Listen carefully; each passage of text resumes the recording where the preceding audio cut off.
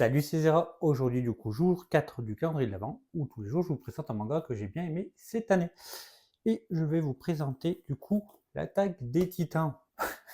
Et oui, pour beaucoup, ça paraît évident qu'il y en a beaucoup qui l'ont lu, mais moi, je l'ai fini que cette année. Donc, l'attaque des Titans, c'est un manga de Hajime Isayama, qui est édité chez Pika. Donc, c'est un manga qui a été publié au Japon en 2010 et qui a été publié chez nous en 2013 et fini en 2021 chez nous.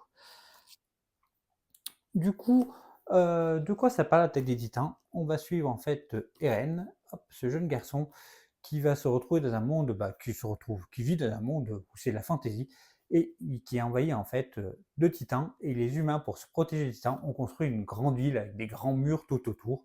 Et un jour, le titan colossal, donc celui-là, un titan qui est beaucoup plus grand que les autres, va casser le mur et des titans vont entrer dans la ville et va dévorer des gens, dont la mère de Eren, qui va du coup vouloir se venger et vouloir tuer tous les titans une fois devenus plus grands. Il, il rentre du coup dans l'armée, dans le bataillon exploration, et son but, ça va être de d'exterminer tous les titans. Et puis après, il y a plein de rebondissements, il y a plein de mystères. C'est un manga qui est entouré de mystères, qu'on voit que le mangaka, il savait où, il voyait où il voulait en venir, et il ne s'est pas détourné de sa route. Il n'a pas fait un manga trop long ou moins long, il a vraiment suivi sa ligne de conduite. Hop. Du coup, je vais vous présenter quand même quelques dessins.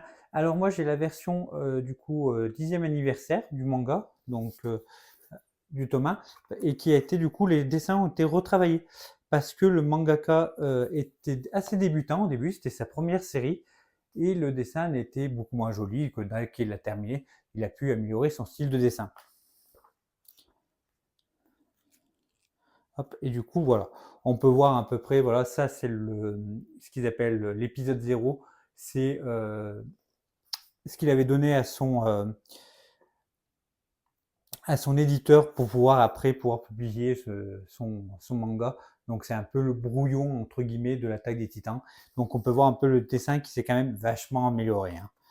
On a vraiment un style, tu vois qu'il y a l'évolution dans son dessin. Et ce manga était particulier pour moi parce que quand il était sorti en 2013, j'avais acheté les 4 premiers tomes et j'avais lu le manga et je n'avais pas aimé. Alors en 2013, j'avais 21